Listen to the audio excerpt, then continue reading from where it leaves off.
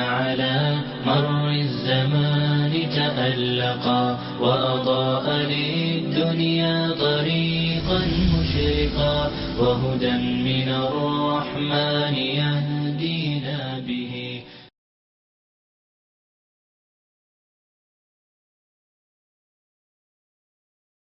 اعوذ باللہ السمیع العلیم من الشیطان الرجیم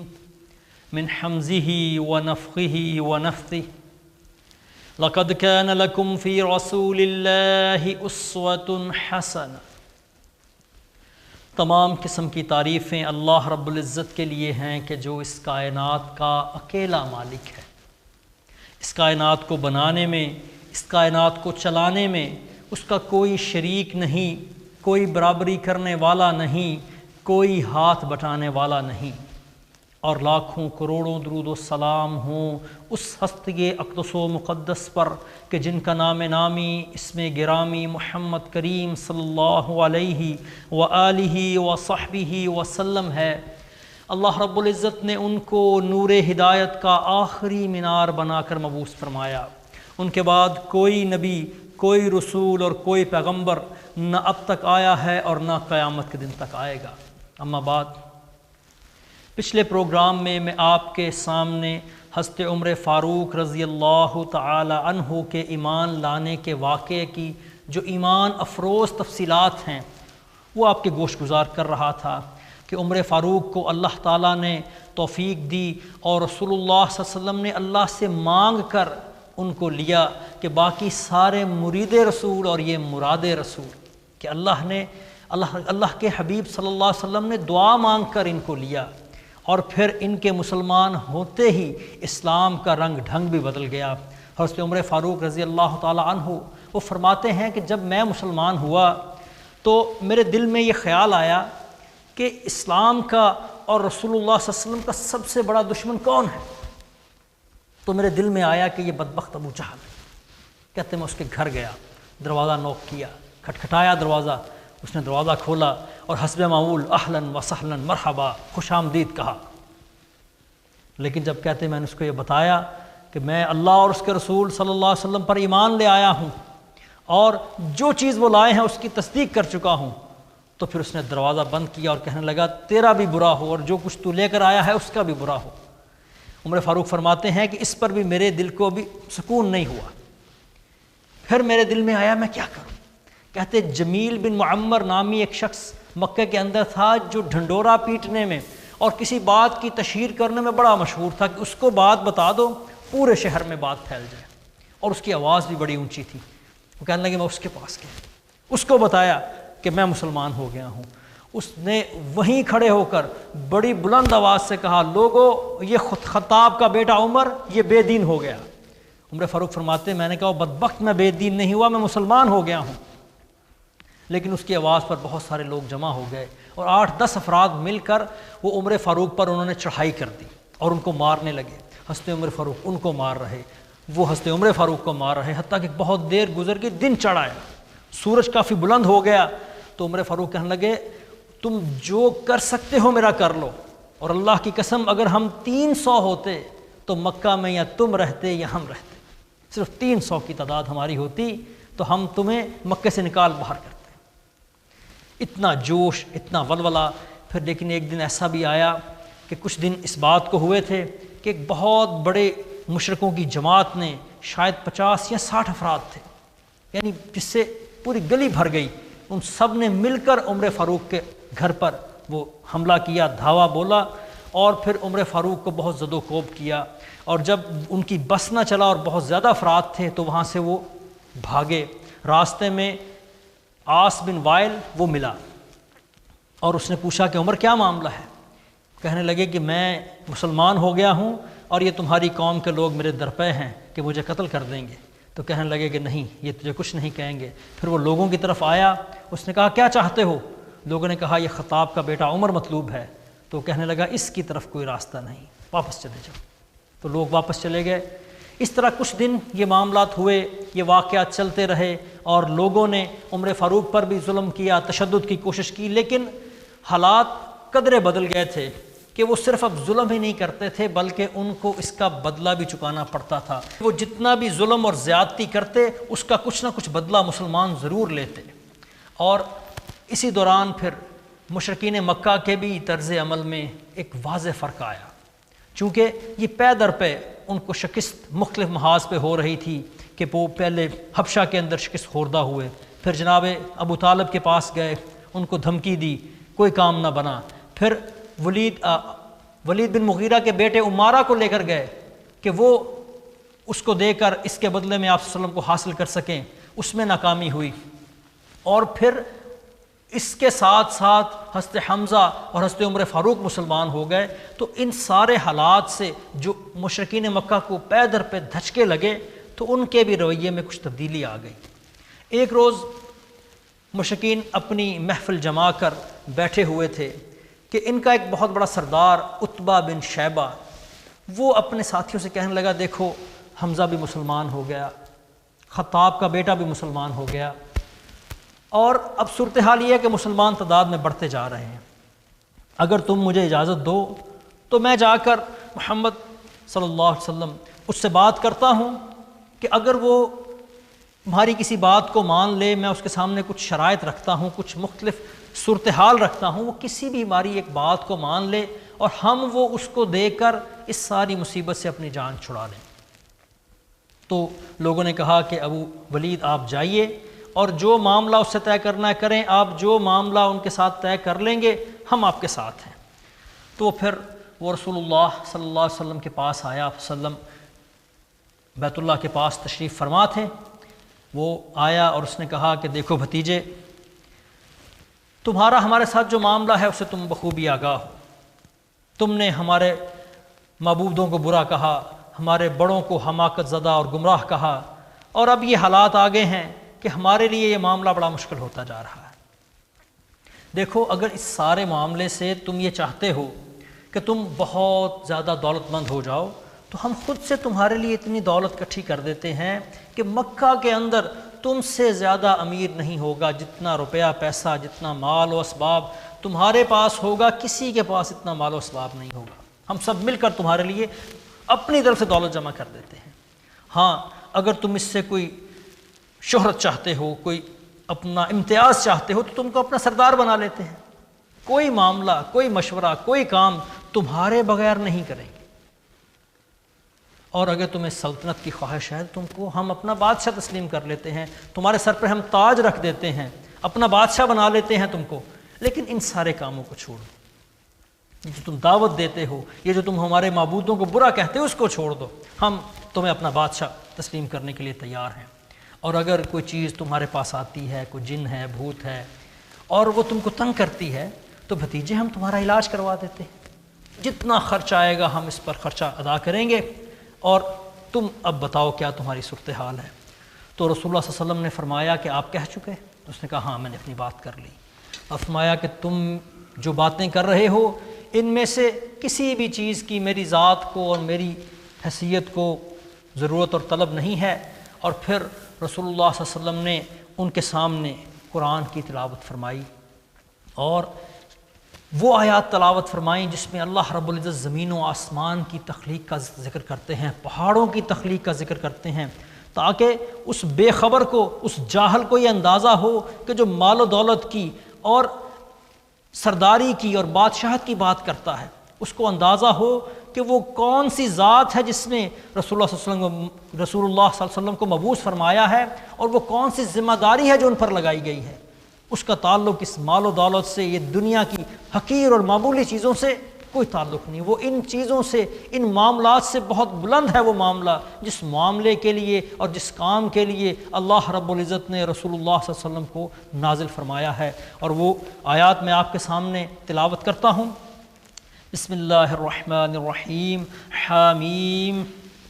تنزیل من الرحمن الرحیم، کہ یہ کتاب، یہ قرآن، یہ نازل کردہ ہے رحمان اور رحیم کی طرف سے، جو بڑا مہربان ہے، بڑا رحم والا ہے۔ کتاب فصلت آیاتہ قرآنا عربیا لقوم یعلمون، یہ ایسی کتاب ہے جس کی آیات کھول کھول کر بیان کر دی گئی ہیں، جو عربی زبان میں ہے اور علم والوں کے لیے اس میں جو صاحب علم ہیں ان کے لیے اس میں نصیحت ہے، دعوت ہے۔ بشیرا و نذیرا، اس میں بشارت ہے،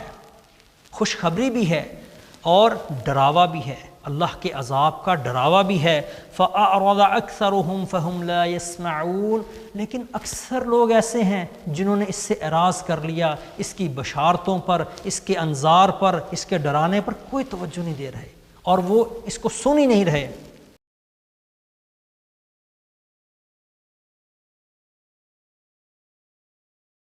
قالوا قلوبنا فی اکنۃ مما تدعونا الیہ،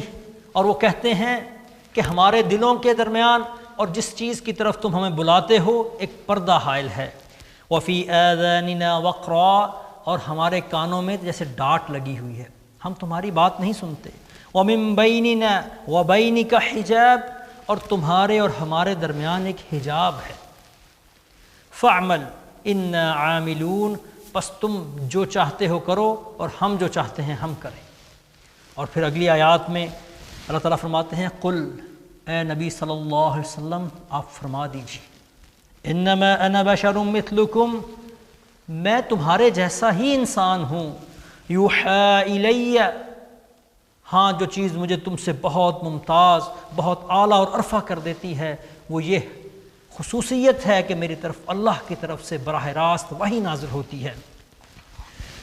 الہکم الہ واحد انما الہکم الہ واحد، بے شک تمہارا پروردگار وہ ایک معبود ہے، وہ جو لائق عبادت ہے وہ ایک ہستی ہے۔ فاستقیموا، اسی کی طرف تم سیدھے ہو کر رجوع کرو۔ واستغفروہ، اور اسی سے استغفار کرو اور معافی طلب کرو۔ وویل للمشرکین، اور جو مشرک ہیں اللہ کے ساتھ شریک ٹھہراتے ہیں ان کے لیے ہلاکت اور بربادی ہے۔ اور یہ آیات آپ صلی اللہ علیہ وسلم پڑھ رہے اور وہ عتبہ وہ سن رہا، اور وہ یوں دونوں ہاتھوں کو پیچھے ٹیک لگا کر جیسے بڑا بندہ پرسکون ہو کے بیٹھ جاتا ہے، یوں بیٹھا وہ سن رہا۔ آپ صلی اللہ علیہ وسلم یہ تلاوت فرما رہے۔ اگلی آیات آپ نے تلاوت فرمائیں، الذین لا یؤتون الزکاة وهم بالآخرة هم کافرون، وہ لوگ جو زکوٰۃ ادا نہیں کرتے اور وہ آخرت کے ساتھ کفر کرتے ہیں۔ ان الذین آمنوا وعملوا الصالحات، اور بے شک وہ لوگ جو ایمان لائے اور جو نیک عمل کرتے ہیں، لہم اجر غیر ممنون، ان کے لیے بہت بڑا اجر ہے جس میں کمی نہیں کی جائے گی، جو ختم ہونے والا نہیں ہے، جو ہمیشہ ہمیشہ رہنے والا ہے۔ قل، اے نبی صلی اللہ علیہ وسلم فرمائیے، اِنَّكُمْ لَتَكْفُرُونَ بِالَّذِي خَلَقَ الْأَرْضَ فِي يَوْمَيْنِ، کیا تم اس ذات کے ساتھ کفر کرتے ہو جس نے اس زمین کو 2 دن کے اندر پیدا کیا؟ وَتَجْعَلُونَ لَهُ أَنْدَادًا، اس کے ساتھ تم شریک بناتے ہو، اس کے ساتھ تم اس کی مخلوق کو شریک ٹھہراتے ہو کہ اس کے ساجی ہیں، اس کے حصہ دار ہیں۔ ذَلِكَ رَبُّ الْعَالَمِينَ، وہ تو جہانوں کا پروردگار ہے، اس کا برابر کون ہو سکتا ہے؟ اس کا ہم پلہ ہم سر کوئی ہے جو اس کا برابر ہو سکے، اس کی برابری کر سکے؟ اللہ اکبر۔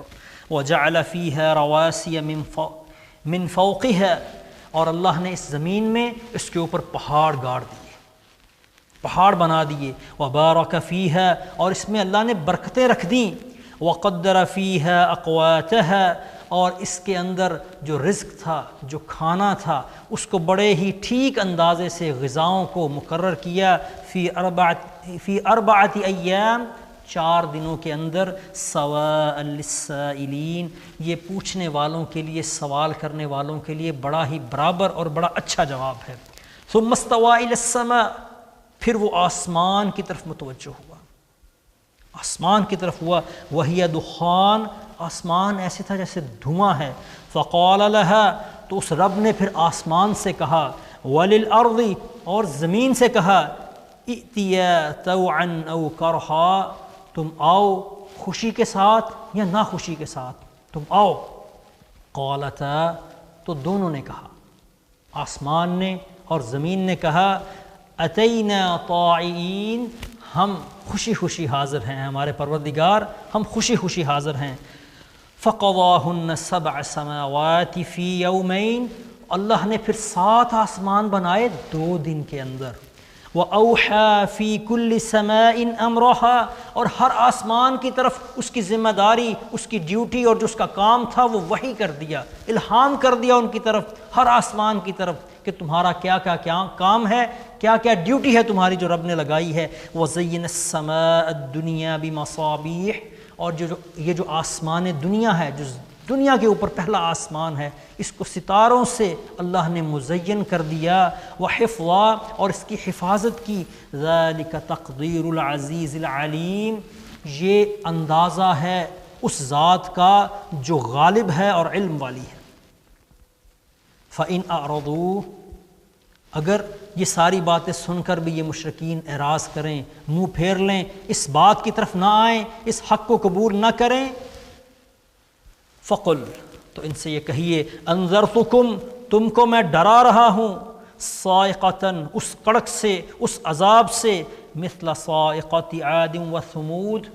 جیسی کڑک اور عذاب عاد اور سمود پر آیا تھا۔ جب آپ صلی اللہ علیہ وسلم نے یہ آیہ مبارکہ تلاوت کی تو عتبہ بن شیبہ جو دونوں ہاتھوں کو پیچھے ٹیک لگا کر آرام سے سکون سے بیٹھا تھا، ایک دم سے کھڑا ہو گیا۔ اس نے آپ صلی اللہ علیہ وسلم کے چہرے پہ ہاتھ رکھ دیا اور کہنے لگا بس۔ وہ اس عذاب کی آیت سے ڈر گیا اور پھر فرمایا کہ تم نے جو سننا تھا سن لیا۔ پھر وہ وہاں سے اٹھا اور اپنی قوم کی طرف واپس آیا تو لوگ کہنے لگے کہ ابو ولید جو چہرہ لے کر گیا تھا وہ چہرہ لے کر واپس نہیں آیا، اس کے چہرے کے آثار وہ بدلے ہوئے۔ قوم نے کہا کیا کہتے ہو، کیا جواب لائے ہو؟ کہنے لگا دیکھو، میری اگر رائے مانتے ہو تو اس شخص کو اس کے حال پہ چھوڑ دو، کیونکہ جو کلام میں سن کر آیا ہوں وہ بڑا عظیم ہے، بڑا بلند ہے، ویسی بات اور ویسا کلام آج تک میں نے سنا نہیں، اور اس کو اس کے حال پہ چھوڑ دو۔ اگر عرب اس پر غالب آ گئے تو تمہارا کام بھی ہو جائے گا، تمہارا کام بھی بن جائے گا، اور اگر وہ عرب پہ غالب آ گیا اور اس نے اپنی حکومت اور سلطنت قائم کر لی تو وہ تمہاری حکومت اور سلطنت ہوگی، وہ تمہاری بادشاہت ہوگی، کیونکہ وہ تمہارے قبیلے کا فرد ہے، تم اس کے قبیلے کے ہو، تو وہ عظمت اور وہ جو قوت اس کو حاصل ہوگی وہ تمہاری عظمت اور قوت ہوگی، اس لیے اس کو اس کے حال پہ چھوڑ دو۔ لوگ کہنے لگے عتبہ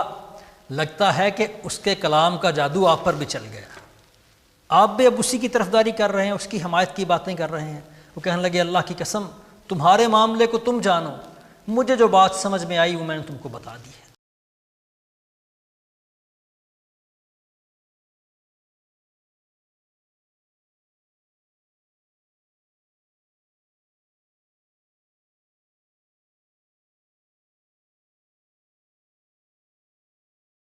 عتبہ بن شیبہ کی اس سودے بازی کی ناکامی کے بعد جو اس نے کوشش کی آپ صلی اللہ علیہ وسلم کو مختلف پیشکش کر کے آپ صلی اللہ علیہ وسلم کو کسی بات پر راضی کرنے کی، اس نے ناکامی کے بعد پھر مشرکین نے سوچا کہ آپ صلی اللہ علیہ وسلم کو پوری قوم کے سامنے بلایا جائے اور ان سے گفتگو کی جائے۔ تو اس سلسلے میں انہوں نے آپ صلی اللہ علیہ وسلم کو پیغام بھجوایا، اور رسول اللہ صلی اللہ علیہ وسلم اس خیال سے کہ شاید یہ لوگ میری بات سنیں اور اس کو مان لیں، چونکہ آپ صلی اللہ علیہ وسلم ہر وقت اس بات کے لیے تیار رہتے تھے کہ ان کو اللہ کا پیغام پہنچائیں، کہ کسی وقت ہی اللہ ان کا سینہ کھول دے اور وہ اسلام لے آئیں۔ آپ صلی اللہ علیہ وسلم تشریف لائے اور پوری قوم کے بڑے بڑے سردار وہاں جمع تھے۔ ان لوگوں نے آپ صلی اللہ علیہ وسلم سے گفتگو کا آغاز اس طرح کیا کہ دیکھو، آپ نے ہماری قوم کو جو تکلیف اور دکھ پہنچایا ہے، اتنی تکلیف کا باعث ہماری پوری قوم کے لیے کوئی شخص نہیں بنا، اور جو پریشانی اور مصیبت آپ کے ذریعے ہم پر آئی ہے وہ بھی بہت بڑی ہے کہ ایسی پریشانی اور مصیبت لے کر ہم تک کوئی نہیں آئے۔ اور پھر وہی پیشکش کی ساری کہ آپ چاہو تو ہم آپ کے لیے دولت جمع کر دیں، آپ کے لیے ہم سردار آپ کو مان لیتے ہیں، آپ کو بادشاہ بنا لیں۔ اب فرمایا کہ دیکھو، یہ ساری باتیں، یہ سارے معاملے، یہ میری صورتحال کے مطابق نہیں۔ اللہ نے جو کام مجھ پر، جو ذمہ داری مجھ پر لگائی ہے، جو کام میرے سپرد کیا ہے، وہ اس کے مطابق نہیں ہے، بلکہ مجھے اللہ نے تمہاری طرف رسول بنا کر بھیجا ہے، مجھے اپنی کتاب دی ہے، مجھے بشیر اور نذیر بنایا ہے، اور میں نے تم تک اللہ کا پیغام پہنچایا ہے۔ اگر تم اس کو مان لیتے ہو، یہ دنیا اور آخرت دونوں کے لیے تمہارے لیے اس میں فائدہ ہے، اور اگر تم اس سے اعراض کرتے ہو تو پھر میں اللہ کے فیصلے کا انتظار کرتا ہوں کہ وہ تمہارے لیے اور میرے لیے کیا فیصلہ نازل کرتا ہے۔ وہ کہنے لگے چلو اگر تم ایسا نہیں کرتے تو پھر یوں کرو، ہمیں کچھ دکھاؤ، کوئی نشانی دکھاؤ، اگر تم اللہ کے سچے نبی ہو تو پھر یوں کرو کہ دیکھو آج کل پانی کی مکہ کے اندر بڑی کمی ہے، اور جو کھانے کے لیے اناج ہے وہ بہت کم دستیاب ہے، یہاں کھیتی باڑی نہیں ہو سکتی، تو یہ جو کچھ پہاڑ ہیں ان کو آپ ہٹا دیں اور ذرا زمین وسیع اور برابر ہو جائے تاکہ کھیتی باڑی کی جا سکے، اور جیسی شام اور عراق کے اندر نہریں ہیں وہ ذرا جاری ہو جائیں، پانی کی ریل پیل ہو جائے، اور جو ہمارے آباء و اجداد مر گئے ان کو بھی زندہ کر کے ہمارے سامنے کھڑے کرو، بالخصوص قصی بن کلاب کو ہمارے سامنے کھڑا کرو، چونکہ وہ بہت بڑا سردار تھا اور وہ سچ بولا کرتا تھا، اس سے ہم تمہارے بارے میں پوچھیں گے، اگر وہ تمہاری تصدیق کر دے پھر ہم تمہیں مان لیں گے، اور تم یہ باقی ہمارے کام کر دو تو پھر ہم آپ کو اللہ کا سچا نبی مان لیں گے۔ تو آپ صلی اللہ علیہ وسلم نے ارشاد فرمایا کہ دیکھو میں ان کاموں کے لیے ارسال نہیں کیا گیا، میری بعثت کا مقصد وہ یہ نہیں کہ میں تمہارے یہ کام کروں، بلکہ میرا مقصد یہ ہے کہ میں اللہ کا پیغام تم کو پہنچاؤں، تمہارے انجام سے، تمہاری آخرت سے تم کو ڈراؤں، اور اگر تم اس کو مان لو تو تمہارے لیے یہ ذخیرہ آخرت ہے، اور اگر تم اس سے اعراض کرتے ہو تو پھر میں اللہ کے حکم کا انتظار کرتا ہوں۔ پھر وہ کہنے لگے چلو ہمارے کام نہ کرو، اپنے لیے اللہ سے دعا کرو کہ اللہ تمہارے لیے فرشتے نازل کر دے، تم جو خود جا کے سارے کام بازار میں اپنے کرتے ہو ذریعہ معاش کے، تو فرشتے مقرر ہو جائیں تمہارے لیے محل بن جائیں، سونے کے پہاڑ ہو جائیں اور دولت کا انبار لگ جائے، وہ تمہیں بھی اس کی ضرورت ہے، لہٰذا تم اس کی دعا کرو، جب تم ہمارے اندر دولت کے اعتبار سے اور وسائل کے اعتبار سے سب سے بلند ہو جاؤ گے، تمہارا مرتبہ ہمارے اندر مسلم ہو جائے گا، پھر ہم تمہیں مان لیں گے۔ آپ فرمایا کہ مجھے ان چیزوں کی کوئی طلب اور خواہش نہیں، اور میں اللہ سے کبھی ان چیزوں کی دعا نہیں کروں گا کہ اللہ دنیا کا یہ مال اور اسباب مجھے دے دے، چونکہ آپ وسلم کی ایک حدیث ہے، آپ فرمایا کہ یہ دنیا اور جو کچھ اس دنیا کے اندر موجود ہے اللہ کے نزدیک اس کی حیثیت مچھر کے ایک پر کے برابر بھی نہیں، اتنی بھی نہیں ہے۔ اگر اتنی حیثیت بھی اللہ کے ہاں ہوتی اس دنیا کے سارے مال و اسباب کی، اللہ جو ہے وہ کافر کو پانی کا گھونٹ نہ پلاتے، اس قدر بے حقیقت اور بے حیثیت ہے یہ دنیا۔ آپ فرمایا کہ میں ان چیزوں کی طلب نہیں کرتا اللہ سے۔ پھر وہ کہنے لگے اچھا تم یہ نہیں کرتے تو پھر اللہ کی طرف سے کوئی عذاب ہم پر لے آؤ، جاؤ دعا کرو یہ آسمان کا ایک ٹکڑا ہم پر گر پڑے، ہم ڈر جائیں گے، ہم تم پر ایمان لے آئیں گے۔ اب میں دیکھو اللہ اس بات پہ قادر ہے، لیکن یہ کام اللہ کا ہے، جب وہ چاہے گا کرے گا۔ میں نے تم کو اللہ کا پیغام پہنچا دیا اور تمہاری خیر خواہی کر دی، اب تمہارے اوپر ہے کہ تم اس بات کو مانو یا اس سے اعراض کرو، اگر مان لیتے ہو تمہارے لیے بہتر ہے، اگر اعراض کرو گے تو پھر اللہ کے حکم کا میں منتظر ہوں کہ وہ کیا حکم نازل کرتا ہے۔ پھر وہ یہ باتیں اس قسم کی کرتے رہے، حتیٰ کہ پھر آپ صلی اللہ علیہ وسلم وہاں سے اٹھے اور ان میں سے ایک شخص کہنے لگا دیکھو تم نے اپنی قوم کی کوئی بات نہیں مانی، انہوں نے کہا کہ تم ان کے لیے کوئی کام کر دو، تم نے وہ نہیں مانا، انہوں نے کہا تم اپنی ذات کے لیے کوئی دعا کر لو، تم نے وہ بات نہیں مانی، تم قوم کی کوئی بات نہیں مانتے۔ اور پھر اس طرح وہ لوگ بھی اٹھے اور کہنے لگے کہ دیکھو اگر یہی بات ہے، آپ اپنی بات پر ڈٹے ہیں تو ہم بھی اپنی بات پر قائم ہیں کہ اس دعوت کو ہم آپ کو پھیلانے نہیں دیں گے، ہم اس کو روکیں گے اور جیسے بھی ہمیں کرنا پڑا ہم کریں گے۔ اور یہ بڑی کھلی دھمکی انہوں نے آپ صلی اللہ علیہ وسلم کو دی۔ اور جناب ابو طالب وہ مسلسل ہر معاملے میں آپ صلی اللہ علیہ وسلم کا خیال رکھا کرتے تھے، اور جو کچھ یہ پچھلے کچھ ہفتوں کے اندر جو معاملات ہوئے تھے اور جس طرح مختلف لوگوں نے آپ صلی اللہ علیہ وسلم پر بڑے شدید حملے کیے تھے، اس سے وہ بڑے ہی متفکر تھے، بڑی فکر تھی ان کو، اور انہوں نے پھر اس سلسلے میں ایک لایا عمل تیار کرنے کے لیے بنی مطلب اور بنی ہاشم دونوں خاندانوں کی ایک بہت بڑی میٹنگ طلب کی۔ اس کی تفصیل انشاءاللہ العزیز اگلے پروگرام میں آپ کے گوش گزار کروں گا۔ اللہ تعالیٰ سے دعا ہے اللہ تعالیٰ ہمیں آپ صلی اللہ علیہ وسلم کی سیرت کو سمجھنے کی، ان کی استقامت کو اپنانے کی توفیق عطا فرمائے۔ اللہم صلی علی محمد وعلی آل محمد وبارک وسلم وصلی علیہ۔